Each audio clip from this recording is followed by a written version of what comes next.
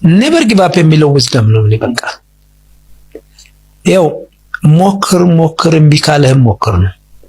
ጊቭ አፕ የሚል እኔ ጋር ያለው በቃ እንደውም የሚቆጨን ነገር ያልሞከርነው ነገር ካለ ነው። ሞክረነው ካልተሳካ እንዳይቆጭን።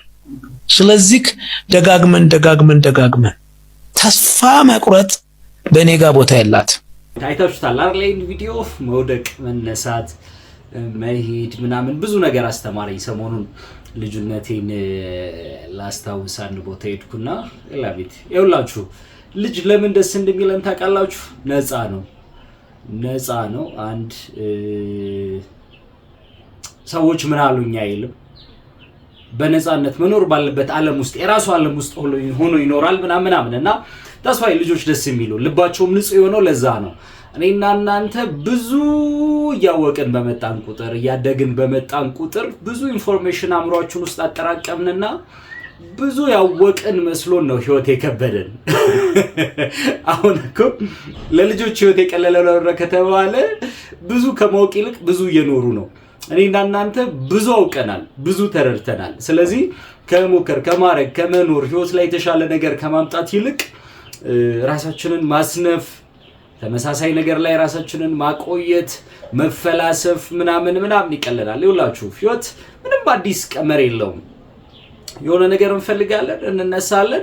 ከልባችን መሞከር ባለብን መልኩ ሁሉ የትኛውንም አድርገን እንሞክራለን። ስንሞክር ግን ለመሞከር አይደለም ለማሸነፍ። ይሄ በቅርብ እንደመጣው በቃ እየሞከርኩ ነው ሞከርኩ ምናምን ኖ እንደዛ ለማለት አይደለም።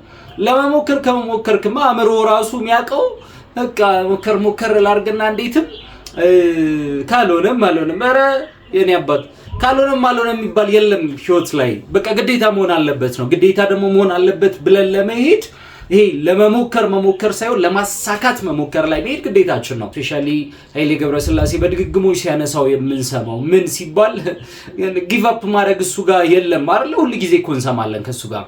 ምናልባት ዛሬ ላይ የኃይሌን ስኬት የምናውቀው ትልልቅ አይነት ነገሮች ላይ ሆኖ ስኬቶቹ ከመጡ በኋላ በየሀገሩ ትልልቅ ኢንቨስትመንት ላይ ሆኖ ምናምን ነው ዛሬ የራሱ ብራንድ ኖሮት ነው የምናውቀው። ትላንት ግን ብዙ ውድቀቶች፣ ብዙ ፈተናዎች፣ ብዙ ነገሮች ነበሩ። ትሬኒንግ ላይ ኦቨር ትሬን ከማድረግ በተነሳ ኦቨር ራስን ከማብቃት በተነሳ ደም እስከ መሽናት ድረስ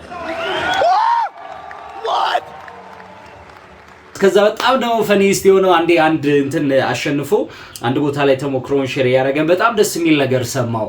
አንዴ ያሸንፍና እነሱ ቤት ድግስ ይደገሳል እና ድግሱ ምሳ ነበረ ሰው የተጠራው። ደን ምሳ ሰዓት 6 ሰዓት 7 ሰዓት 8 ሰዓት ሰዎች መጡ።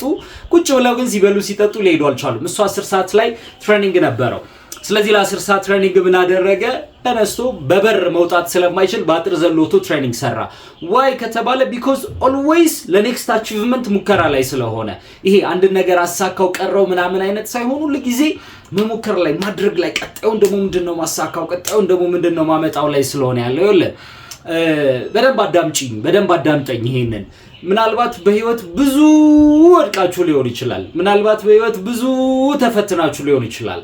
ምናልባት ህይወት ሰካውት ስትል እየጎተተች ሆነ ሲል ሳይሆን ሲቀር ቀደረስኩ ስትል ድጋሚ እየያዘ ምናምን ብዙ ተፈትነ ሊሆን ይችላል። አሁንም ግን ሞክር። በቃ ያለ ትልቁ አማራጭ እሱ ነው አለኮ። ሞክር። አሁንም ምን አርግ ተነስተ ሞክር። ለምን ከተባለ እስኪሳካ ድረስ አሁን እስከተረዳን ድረስ ነው የምንፈልጋቸው ትልልቅ ነገሮች በዛ ውስጥ የሚመጡት።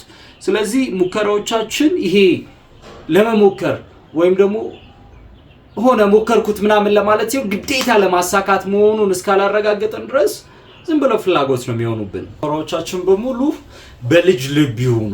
ይሲ አሁን በጣም ትልቁ እንድትይዙ የምፈልገው ኮንሰፕት አንደኛ ሙከራዎቻችን በልጅ ልብ ይሁኑ ማለት የልጅ ልብ ንጹህ ነው አይደል? ለማድረግ ለመሞከር ምንም የሚያዳግተው የለም። ልጅ አይታችኋል።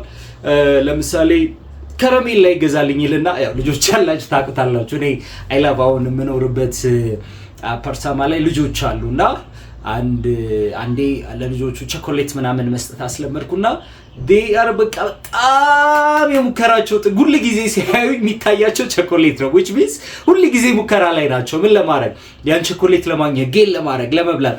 ልክ እንደዚህ ልጆች ያላችሁ ሰዎች ታውቁታላችሁ። ብስኩት ግዛልኝ ካለ ከረሜላ ግዢልኝ ካለ ሰምቲንግ ግዢልኝ ካለ በቃ አለቀ። አንቺ አለመቻልሽን አያውቅም፣ አንተ አለመቻልህን አያውቅም። በቃ የሚያውቀው ማግኘት መቻሉን ብቻ ነው። ስለዚህ ማግኘት መቻሉን ብቻ ከሆነ ልክ እንደዚህ ልጅ ልብ ሊኖረን ይገባል። በቃ ይሄ አይሆንም፣ አይቻልም፣ አይሳካም ልናቀው ላይ አይገባም እሱን ማለት ነውና ሙከራችን ጥግ ድረስ ነው መሆን መቻል ያለበት። ምን እስኪል እስኪሳካ ድረስ ሞከርኩ ለማለት አይደለም። ስለዚህ ስንሞክር በልጅ ልብን ሞክር ሙከራችን ላይ ይሄ ሞከርኩ ለማለት ለሰው ሙከራችንን ለማሳየት አይደለም። ህይወታችን ላይ ገብቶ ተጽዕኖ እንዲፈጥርና ውጤታማነታችንን እስኪያረጋግጥ ድረስ መሆን መቻል አለበት። ያ ነው በቃ ትክክለኛ ሙከራ ማለት። ሙከራ መኖር እስካልሆነ ድረስ ኪሳራ ነው። ሙከራ መኖር እስካልሆነ ኪሳራ ነው።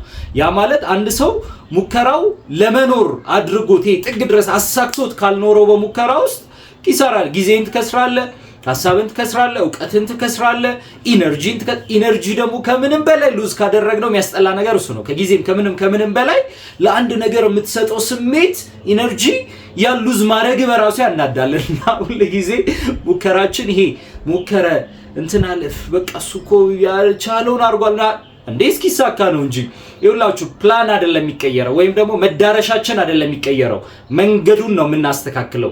ዛሬ እየሄድኩበት ያለው መንገድ በምፈልገው መልኩ አላደረሰኝም፣ ኦኬ መንገዱ ላይ አድጀስት ማድረግ ያለብኝ ነገር አለ ማለት ነው እንጂ ሙከራ አይደለም የሚቆመው። ስለዚህ ሁሉ ጊዜ ስኬትን እንደ ግዴታ እስከያዝነው ድረስ ይሄ እስከ ማሳካት ድረስ መሞከር ግዴታችን ነው የሚሆነው። ስለዚህ ሁሉ ጊዜ አንድ ነገር ጀምረን እስክንጨርስ፣ ጀምረን እስክናሳካ፣ ጀምረን ስኬታማ እስክንሆንበት ሁሉ ጊዜ ሜዳችንን እርግጠኛ ነው። ሁሉ ጊዜ ሙከራችን ለስኬት ይሁን፣ ሁሉ ጊዜ ሙከራችን የተሻለ ነገር ለማምጣት ይሁን፣ በልጅ ልብ እንሞክር። በዛ ውስጥ በእርግጠኝነት ትልቅ ነገር እናመጣለን። አይ ላቭ እኔ ይሄንን የመጀመሪያ ላይ ያሳየኋችሁን ቪዲዮ እንግዲህ ምናልባት አንድ ነገር ስናረጋው እንወድቃለን፣ እንነሳለን፣ ፌል እናረጋለን ምናምን አዘኢንድ ግን ማሸነፍ ምርጫ አይደለም የሚሆነው ግዴታ ይሆናል ማለት ነው። ስለዚህ ማሸነፍ ግዴታችን እንደሆነ አውቀን ማሸነፍ ምርጫ የሌለው ነገር እንደሆነ አውቀን ሁሉ ጊዜ በዛ ውስጥ እንሂድ። ህይወት ላይ ከፍታውን እስካላየነው ድረስ ይሄ ዝቅታውስ መሆናችን አይገባንም። ትረስት ሚ እስቲ ህይወታችሁን የሆነ ደረጃ ከፍ አድርጉትና እዩት። እኔ አሁን በቃ ሁሉ ጊዜ ማስበው የትላንቴን ሳስበው ኦኬ አሁን ምን ሆኜ ነው በዛ ውስጥ የኖርኩት እላለሁ። ዝቅታው ነው እሺ። ከዛ እኮ ዛሬ በምኖረው ህይወት ነገ ላይ ቆሜ ሳየው እንዲኖር ያለው ምናምን ልል እችላለሁ። ገብታችኋል አይደል? ታሪክ ነው ይሄ ቪዲዮ ራሱ። ስለዚህ ሁሉ ጊዜ ሙከራችን ለከፍታ፣ ለእድገት፣ ለስኬት ምን ፈልገውን አቺቭ ለማድረግ ይሁን። ይመቻችሁ።